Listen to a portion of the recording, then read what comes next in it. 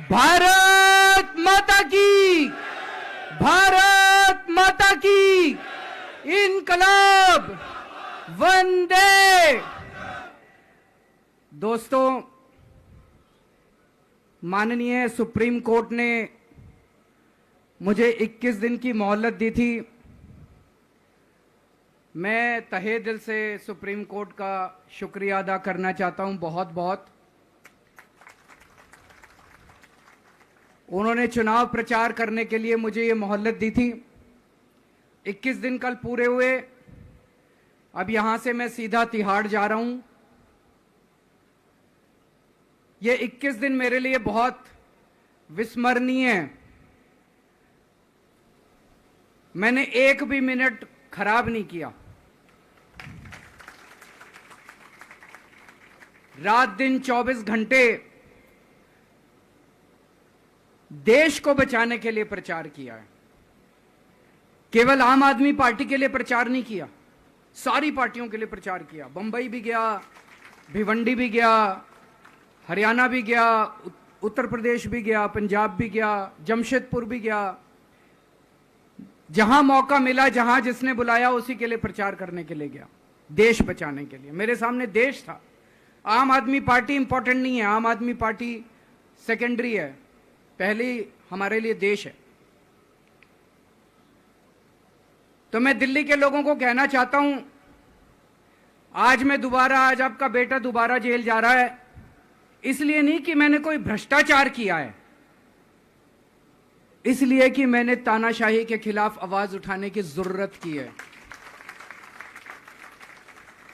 इस प्रचार के दौरान एक सबसे बढ़िया बात यह हुई कि सारे देश के सामने प्रधानमंत्री श्री नरेंद्र मोदी जी ने यह कबूल किया कि उनके पास मेरे खिलाफ रत्ती भर भी सबूत नहीं है। हम कहते थे ना, जब भी हमसे पूछा जाता था कि भाई ये कह रहे हैं 100 करोड़ रिश्वत ली, 100 करोड़ रिश्वत ली, वो 100 करोड़ कहां गया? 500 से ज्यादा जगह तुमने रेड मार ली, कहीं चवन्नी मिली हो, अठन्नी मिली हो, 1 रुपया मिला हो, कहीं हमने खर्च किया हो, कहीं कैश पड़ा हो, कहीं लॉकर में मिला हो, कहीं स्विस बैंक में मिला, कहीं चवन्नी नहीं मिली, तो पैसा कहां गया? तो एक टीवी चैनल के इंटरव्यू में उस टीवी वाले ने मोदी जी से पूछा कि प्रधानमंत्री जी, ये केजरीवाल चारों तरफ कहता घूम रहा है कि आपके पास उसके खिलाफ कोई सबूत नहीं है, आपके पास उसके खिलाफ कोई रिकवरी नहीं है, फिर आपने उसको गिरफ्तार कैसे कर रखा है? पता है प्रधानमंत्री जी ने क्या कहा? प्रधानमंत्री जी कहते हैं, मैं मानता हूं कि केजरीवाल के खिलाफ कोई सबूत नहीं है, मैं मानता हूं कि केजरीवाल के खिलाफ कोई रिकवरी नहीं है, क्योंकि केजरीवाल अनुभवी चोर है। चलो मान लिया मैं अनुभवी चोर हूं, तुम्हारे पास सबूत तो नहीं है, तुम्हारे पास रिकवरी तो नहीं है, तो यूं ही डाल दिया मेरे को जेल में, बिना सबूत के डाल दिया मेरे को जेल में, बिना रिकवरी के डाल दिया जेल में। देश के इतिहास में 75 साल में सबसे ज्यादा बहुमत से आई हुई सरकार है। एक बार 70 में से 67 सीट, दूसरी बार 70 में से 62 सीट, 55% से ज्यादा वोट शेयर। इतने भारी बहुमत वाली सरकार के मुख्यमंत्री को आपने बिना सबूत के जेल में डाल दिया। यही तो तानाशाही है कि जिसका मन करेगा मैं उसी को जेल में डाल दूंगा, जिसका मन करेगा उसी को जेल में डाल दूंगा। और पूरे देश को मैसेज दे दिया कि अगर मैंने केजरीवाल को फर्जी केस में जेल में डाल दिया तो तुम्हारी तो औकात ही क्या है, किसी को भी पकड़ के जेल में डाल दूंगा। इसी तानाशाही के खिलाफ लड़ रहा हूं मैं, और इस किस्म की तानाशाही अपने देश को बर्दाश्त नहीं है। भगत सिंह ने कहा था ना कि जब सत्ता तानाशाही हो जाए तो जेल जिम्मेदारी बन जाती है, सबकी जिम्मेदारी है जेल में जाना, इसके खिलाफ आवाज उठाना। भगत सिंह के चेले हैं। भगत सिंह देश को बचाने के लिए, देश को आजाद कराने के लिए जेल गए थे। भगत सिंह देश को आजाद कराने के लिए फांसी पे चढ़े थे, हम देश को बचाने के लिए जेल जा रहे हैं। इस बार जब जा रहा हूं, मुझे नहीं पता अब मैं कब वापस आऊंगा, मुझे नहीं पता ये क्या करेंगे मेरे साथ जेल में, लेकिन मुझे कोई परवाह नहीं है, जो मर्जी करें। अगर भगत सिंह फांसी पे चढ़ गए, मैं भी फांसी पे चढ़ने के लिए तैयार हूं। मेरे शरीर का एक एक कतरा इस देश के लिए है, मेरे शरीर के खून की एक एक बूंद इस देश के लिए है, मेरे जीवन का एक एक पल देश के लिए है।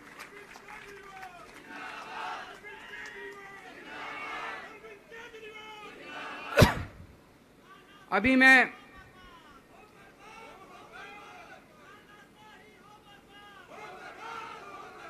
मैं अभी राजघाट गया था सभी साथियों के साथ।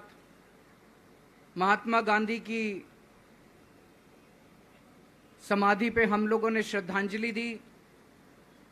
गांधी जी ने इस हमारे देश से तानाशाही का अंत किया था, वो हमारे लिए प्रेरणा स्रोत हैं। उसके बाद हम कनॉट प्लेस गए, हनुमान मंदिर, वहाँ पे हमने हनुमान जी के मंदिर में जाके हनुमान जी का आशीर्वाद लिया। 4 तारीख को भी मंगलवार है, भली करेंगे बजरंग बली, करेंगे कि नहीं करेंगे? बोल बजरंग बली की।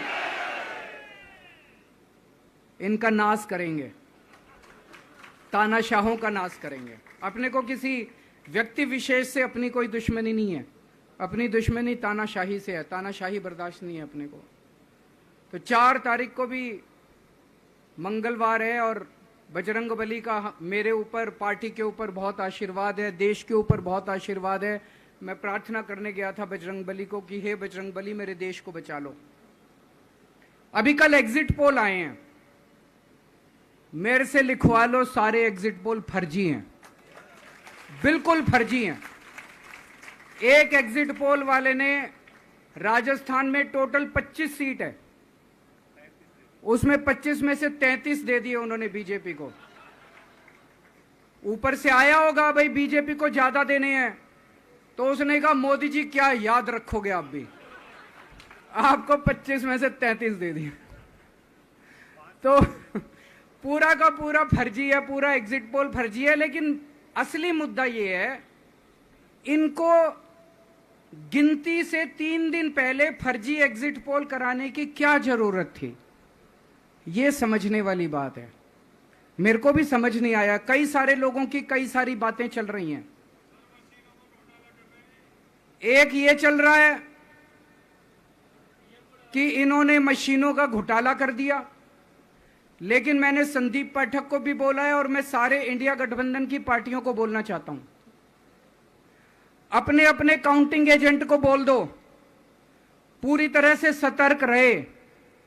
आखिरी तक अगर हार भी रहे हैं तब भी उठ के ना आए। कई बार क्या होता है, 1 राउंड में, 2 राउंड में, 3 राउंड में हार गए तो उठ के चले जाते हैं, उठ के नहीं जाना। सबसे लास्ट में रैंडम जितने बूथ होते हैं, ईवीएम मशीन होती है, उसकी पर्चियां पड़ती हैं, उन पर्चियों में से 5% पर्चियां उठाई जाती हैं। उन 5% ईवीएम की मैचिंग वीवीपैट की स्लिप से कराई जाती है। वीवीपैट पे जो स्लिप है उसकी काउंटिंग होती है, जैसे बैलेट पेपर की काउंटिंग होती थी, और उसकी काउंटिंग और ईवीएम की चेकिंग होती है दोनों की। एक भी मशीन अगर मैच ना करे तो वहां चुनाव रद्द कर दिया जाता है। तो अगर आपने ये चेकिंग कर ली वहां पे, तो इसका मतलब फिर ईवीएम का घोटाला हम बचा सकते हैं। फिर ईवीएम के घोटाला अगर कर रखा इन्होंने तो हम उसको एक्सपोज कर सकते हैं। तो सब लोगों ने लास्ट तक रुक के, आपका कैंडिडेट हार भी रहा है तब भी आखिरी तक रुक के आपको ये ईवीएम की चेकिंग करा के आनी है, ईवीएम और वीवीपैट की मैचिंग करा के आनी है।